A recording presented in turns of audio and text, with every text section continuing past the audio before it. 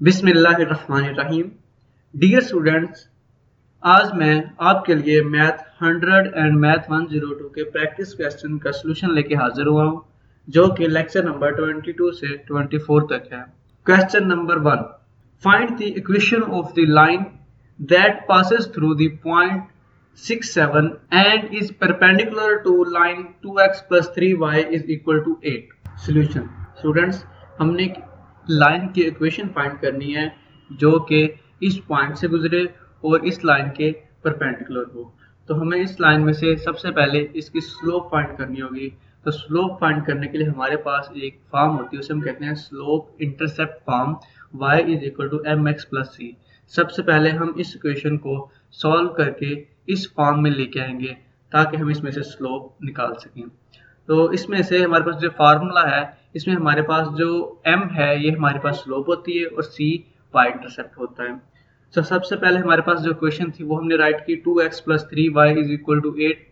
तो यहाँ से हमने y को अलग करना है, इसलिए हम यहाँ पर जो ऐड हो रहा है 2x, इसको हम इक्वल के दूसरी तरफ ले जाएंगे। तो जब हम इसको इक्वल के दूसरी तरफ लेके जाएंगे तो ये 2x उस तरफ जाके -2x बन जाएगा।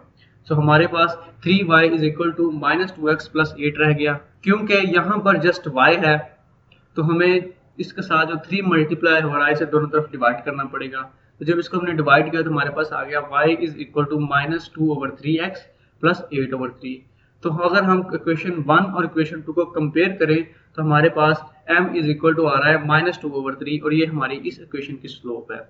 स्टूडेंट्स, हमारे पास जो गिवन लाइन है उसकी स्लोप है -2/3। क्योंकि इस लाइन के ये जो हमने फाइंड करनी है वो लाइन परपेंडिकुलर है, तो हमें इस स्लोप के परपेंडिकुलर स्लोप फाइंड करनी होगी। तो परपेंडिकुलर स्लोप फाइंड करने के लिए हमारे पास फार्मूला होता है स्लोप m1 = -1/m2। जब हम इस फार्मूले में इस स्लोप को -2 की जगह पुट करेंगे तो ये हमारे पास बन जाएगा -1/-2/3। तो जब ये माइनस माइनस कैंसिल आउट हो गए प्लस हो गए, और अगर बटे के नीचे दोबारा से बटा आ जाए तो वो ऊपर वैल्यू आ जाती है। तो ये 3 1 से मल्टीप्लाई होकर 3/2 बन गया। तो ये हमारे पास जब हमने इक्वेशन फाइंड करनी है उसकी स्लोप आ गई हमारे पास। तो अभी हमें इसमें जो पॉइंट है वो भी गिवन है। हमारे पास जो पॉइंट था वो 6 7 था। तो हमारे पास इसकी एक इक्वेशन होती है, उसे हम कहते हैं point slope form y - y1 = m x - x1। तो y1 एंड x1 हमारे पास जो पॉइंट है वो ये वाला पॉइंट है 6 एंड 7। 6 हमारे पास x1 है और 7 हमारे पास y1 है। तो हमने इस इक्वेशन में y1 की जगह पर 7, x1 की जगह पर 6 और स्लोप की जगह पर जो हमारे पास 3/2 स्लोप निकली थी ये पुट की, तो हमारे पास ये वाली वो इक्वेशन आ गई जो हमने फाइंड करनी थी। नेक्स्ट क्वेश्चन है find the slope of line through the point this and this. हमारे पास दो पॉइंट गिवन है -5, -2 एंड -6 एंड 7। इस दो पॉइंट से हमने स्लोप फाइंड करनी है। तो मैंने आप लोगों के लिए समझाने के लिए मैं नीचे ये मैंने लिख दिया है कि इस पॉइंट को हम x1, इसको y1, इसे x2 एंड y2 कहेंगे। तो जब स्लोप का हमारे पास फार्मूला होता है m = y2 - y1 / x2 - x1। तो y2 हमारे पास 7 है और y1 हमारे पास -2 है। तो ये आ जाएगा 7 - (-2) ओवर x2 हमारे पास -6 है एंड x1 हमारे पास -5 है। तो ये बन जाएगा -6 × -5 आएगा। तो माइनस माइनस यहाँ प्लस लिख दिया है। यहाँ पर आएगा 7 + 2, माइनस माइनस मिलकर प्लस हो गया। मीन्स जब माइनस को माइनस के साथ मल्टीप्लाई करते हैं ये प्लस हो जाता है। तो हमारे पास 7 + 2 ओवर -6 + 5 आ गया इज इक्वल टू 7 को जब हमने 2 में ऐड किया तो हमारे पास 9 आ गया। -6 और +5 के हमारे पास -1 आ गया। तो ये हमारे पास जब हमने फाइंड करनी थी वो स्लोप है, इसको हम -9 भी कह सकते हैं। अब चलते हैं क्वेश्चन नंबर 3 की तरफ। Find the slope of line. हमें एक लाइन गिवन है, उसकी हमने स्लोप फाइंड करनी है। सिंपल मेथड हम क्या करेंगे, उसको स्लोप इंटरसेप्ट फॉर्म जो हमारे पास होती है y = mx + c। सबसे पहले हम उस इक्वेशन को इस फॉर्म में लेके आएंगे, देन हम इसमें से कंपेयर करके स्लोप फाइंड कर लेंगे। तो हमारे पास इक्वेशन थी 6x - 8y = 26। यहाँ से 6x प्लस का था, हमने जब इक्वल के इस तरफ लेके गए तो ये माइनस हो गया। तो हमारे पास बन गया -8y = -6x + 26। नेक्स्ट हम यहाँ से -8 को दोनों तरफ डिवाइड कर देंगे। हमारे पास आ जाएगा -6 ओवर -8x + 26 ओवर -8। तो माइनस माइनस कैंसिल आउट होगा। तो हमारे पास y = 6/8x - 26/8 बच गया। प्लस माइनस मिलकर माइनस हो गए। अब नेक्स्ट स्टेप में हम क्या करेंगे, कि इसमें से थोड़ा सा कैंसिल आउट हो रहा है, ये 2 पे डिवाइड हो रहा था, हम 2 पे डिवाइड कर देंगे, जब 2 पे कैंसिल करेंगे यहाँ पर 3 और नीचे 4 बन जाएगा, और यहाँ पर हमारे पास जो 26 है इसको भी 2 पे डिवाइड करें तो हमारे पास आ जाता है 13, और नीचे जब डिवाइड करेंगे तो ये हमारे पास 4 बन जाएगा। तो हमारे पास इक्वेशन बन गई y is equal to 3/4x minus 13/4। तो अगर हम इस इक्वेशन को इस इक्वेशन के साथ कंपेयर करें तो m हमारे पास 3/4 आ रहा है, तो हमारे पास इस लाइन की जो स्लोप है वो 3/4 है। Find the point of intersection of the lines 2x plus 3y is equal to 7 and 3x plus 5y is equal to 3। Students, point of intersection वो पॉइंट होता है जहां पर दोनों लाइंस एक दूसरे को कट करती हैं।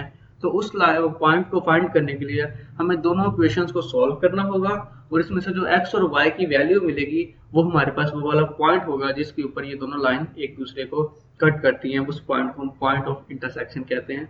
चलिए सोल्यूशन की तरफ चलते हैं। तो 2x plus 3y is equal to 7 and दूसरी इक्वेशन है 3x plus 5y is equal to 3। तो ये हम एलिमेंट्री क्लासेस में पढ़ते रहे हैं कि इक्वेशंस को कैसे सॉल्व करना है। तो इक्वेशंस को सॉल्व करने के लिए पहले हम इसके कोफिशिएंट्स को इक्वल करते हैं। तो x के कोफिशिएंट को इक्वल करने के लिए हम इक्वेशन नंबर 1 को 3 से मल्टीप्लाई करते हैं और इक्वेशन नंबर 2 को 2 से मल्टीप्लाई करते हैं। तो हमने multiply equation 1 with 3 and multiply the equation 2 with 2 कर किया। तो इट बिकम्स, तो हमारे पास इक्वेशन 1 बन गई 6x plus 9y is equal to 21 and equation 2 बन गई 6x plus 10y is equal to 6। जब हम इन इक्वेशंस को माइनस करेंगे या इस इक्वेशन को सब्ट्रैक्ट करेंगे तो हमारे पास आ गया 6x minus 6x is equal to 0 and 9y minus 10y किया तो हमारे पास माइनस y बन गया। तो इस तरफ हमारे पास 21 में से जब माइनस 6 किया तो हमारे पास 15 आ गया। तो माइनस, अगर माइनस को हम दूसरी तरफ ले जाएं तो y इज इक्वल टू -15 हमारे पास y की वैल्यू फाइंड आउट होगी। अब हमने x की वैल्यू फाइंड करने के लिए y की वैल्यू को चाहे आप इक्वेशन 1 में पुट कर लें या इक्वेशन 2 में। तो मैंने यहाँ पर इक्वेशन 1 में जब y की वैल्यू पुट की, y की जगह मैंने -15 पुट करूंगा तो ये बन गया 2x plus 3 into -15 is equal to 7। जब हमने -15 को 3 से मल्टीप्लाई किया तो हमारे पास आ गया -45। अब -45 को हम दूसरी तरफ ले जाएंगे क्योंकि हमें अब -45 को हम इक्वल के दूसरी तरफ ले जाएंगे क्योंकि हमने यहाँ से x की वैल्यू फाइंड आउट करनी है। तो जिसकी वैल्यू फाइंड करते हैं उसको हम हमेशा अलग करते हैं।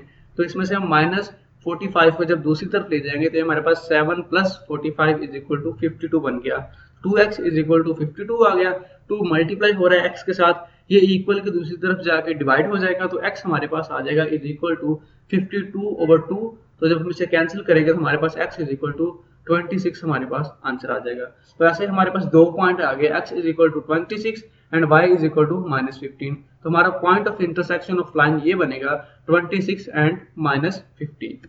अब चलते हैं अपने नेक्स्ट क्वेश्चन नंबर 5 के ऊपर। क्वेश्चन नंबर 5 है find the equation of the perpendicular bisector of the line joining the points A and B।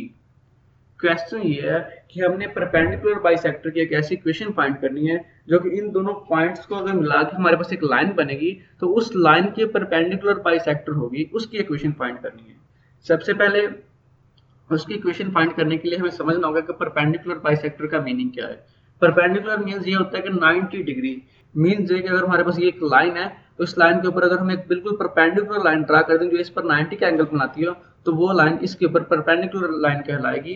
और अगर वो लाइन बिल्कुल सेंटर में है दोनों पॉइंट्स के लिहाज से तो वो लाइन परपेंडिकुलर बाइसेक्टर कहलाएगी। ठीक है, तो हम क्या करेंगे, परपेंडिकुलर बाइसेक्टर की लाइन फाइंड करने के लिए सबसे पहले हम इन दोनों पॉइंट्स का मिड पॉइंट फाइंड करेंगे। तो मिड पॉइंट फाइंड करने के लिए हमारे पास मिड पॉइंट का जो फार्मूला होता है वो ये होता है x1 plus x2/2 and y1 plus y2/2।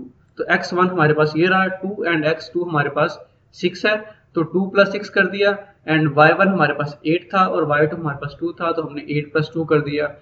2 + 6 को जब हमने ऐड किया तो हमारे पास 8/2 आ गया। तो 8 + 2 को ऐड किया तो हमारे पास 10/2 आ गया। इसको सॉल्व किया तो हमारे पास मिड पॉइंट निकल आया 4/5। स्लोप ऑफ AB, तो स्लोप ऑफ AB फाइंड करने के लिए हमारे पास जो फार्मूला आता है हम पहले भी पढ़ चुके हैं, y2 - y1 over x2 - x1। So students x1 y1 and x2 y2 जिसे मर्जी कह सकते हैं, चाहे हम इसको x1 y1 एंड इसे x2 y2 कहते हैं, या हम इसे x1 y1 और इसे x2 y2 कहते हैं।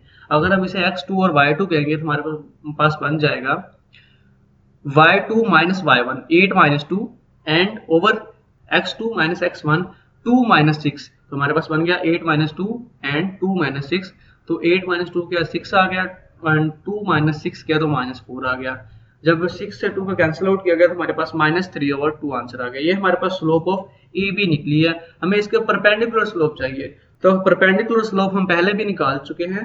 वो कैसे निकालते हैं, हम क्या करते हैं, इस स्लोप को -1 के नीचे रख के सॉल्व करते हैं। तो जब हम इसे ऐसे करेंगे तो हमारे पास जो रिक्वायर्ड लाइन की स्लोप आ जाएगी वो हमारे पास 2/3 आ जाएगी। अब हमारे पास पॉइंट जो था वो हमारे पास मिड पॉइंट जो है 4 5 एंड जो स्लोप है वो 2/3 निकल आई है। तो हम इससे पॉइंट स्लोप फॉर्म लगा के y1 और x1 की जगह पर 4 एंड 5 और स्लोप की जगह पर 2/3 पुट करेंगे तो हमारे पास रिक्वायर्ड लाइन की जो इक्वेशन है वो हमारे पास आ गई, y-5 is equal to 2/3 x - 4। Question number 6 है, find the slope of the following graph. हमने इस ग्राफ की स्लोप फाइंड करनी है। तो हमारे पास जो यहाँ पर पॉइंट्स बन रहे हैं उसमें हम कह सकते हैं ये हमारे पास x1 y1, इसको हम x2 y2 का नाम दें तो y2 minus y1 means -1 -2 over 6 minus into -8 आ जाएगा। तो उस लिहाज से हमारे पास बन जाएगा -1 -2 ओवर 6 माइनस इंटू -8, तो ऊपर -3 बन गया। -1 एंड -2 जब हमने ऐड किया तो ये -3 बन गया और माइनस माइनस प्लस हो गया, तो ये हमारे पास 6 + 8 14 बन गया। तो हमारे पास ये स्लोप आ गई -3/14।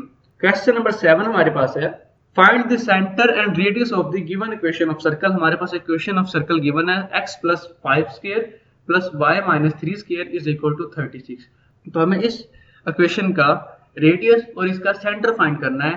तो सेंटर और रेडियस फाइंड करने के लिए हमारे पास जो इसकी जनरल इक्वेशन होती है, हम इस इक्वेशन को उस इक्वेशन के साथ कंपेयर करेंगे। तो हमारे पास इसकी जनरल इक्वेशन होती है x - h² + y - k² is equal to r²। यहाँ पर हमारे पास h और k जो होते हैं ये हमारे पास सेंटर होते हैं और r हमारे पास रेडियस होता है। तो अगर हम इस इक्वेशन को इसके साथ कंपेयर करें, यहाँ पर हमारे पास प्लस है लेकिन यहाँ माइनस है, तो अगर हम इसको यहाँ माइनस लिखेंगे तो हमारे पास बन जाएगा x - into -5² plus y - k। यहाँ पर y - 3 था, हमने y - 3 ही रहने दिया है और यहाँ पर r² था तो ये 36 को हमने लिख दिया 6 का स्क्वायर। अगर हम अब इस इक्वेशन को इसके साथ कंपेयर करें तो h और k की वैल्यू हमारे पास -5 और 3 और r हमारे पास 6 निकला है। तो ऐसे हमारे पास सेंटर आ गया -5 एंड 3 और हमारे पास जो रेडियस था वो निकला है 6। तो हमने ये फाइंड करना था, हमारा जो रिक्वायर्ड आंसर है वो आ गया है। क्वेश्चन नंबर 8 में हमने फाइंड करना है, are the lines parallel, perpendicular और नीदर। हमने बताना ये स्टूडेंट्स, हम चेक करने के लिए क्या ये दो लाइंस पैरेलल हैं, ये परपेंडिकुलर हैं, हमारे पास दोनों लाइंस की स्लोप का होना जरूरी है। तो सबसे पहले हम लाइन 1 की स्लोप फाइंड करते हैं, सेम उसी मेथड से जैसे हमने स्लोप इंटरसेप्ट फॉर्म जो है इसमें हम m की वैल्यू फाइंड करते थे कंपेयर करके। सबसे पहले हम इस क्वेश्चन में 4x को इस तरफ ले गए, देन हम 5 को दोनों तरफ डिवाइड कर दिया तो हमारे पास स्लोप आ गई -4/5 एंड देन हमारे पास जो लाइन 2 थी उसकी भी सेम हमने इसी तरह से स्लोप फाइंड की तो हमारे पास उसकी स्लोप आ गई 5/4। पहली लाइन की स्लोप -4/5 और दूसरी लाइन की स्लोप 5/4 है। तो अगर तो ये दोनों स्लोप्स पैरेलल होती, मतलब अगर ये दोनों लाइंस आपस में पैरेलल होती तो इनकी जो स्लोप है वो बिल्कुल इक्वल आती है, मतलब slope of m1 is equal to slope of m2 आनी थी। चूंकि इनकी वैल्यूज इक्वल नहीं है तो इसका मतलब ये है कि ये दोनों स्लोप्स पैरेलल नहीं है। परपेंडिकुलर चेक करने के लिए हम दोनों स्लोप्स को आपस में मल्टीप्लाई करते हैं। अगर इसका आंसर -1 आ जाए तो वो दोनों लाइंस एक दूसरे के परपेंडिकुलर होती हैं, अदरवाइज वो दोनों लाइंस परपेंडिकुलर नहीं होती।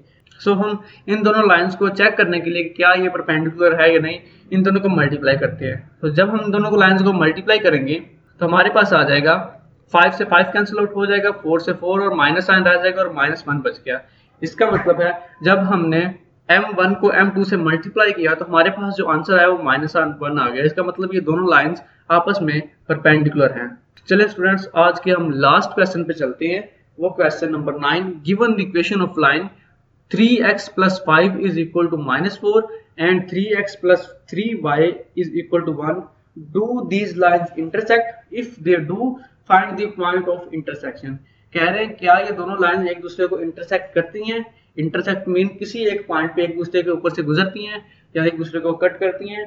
तो स्टूडेंट्स अगर दोनों लाइंस की स्लोप सेम आ जाए, मतलब अगर दोनों लाइंस की स्लोप इक्वल आ जाए, दोनों लाइंस की स्लोप सेम हो, तो हम कहेंगे लाइन एक दूसरे को इंटरसेक्ट नहीं करती। अगर इनकी स्लोप इक्वल ना आए तो ये किसी ना किसी पॉइंट पर एक दूसरे को इंटरसेक्ट करेंगी।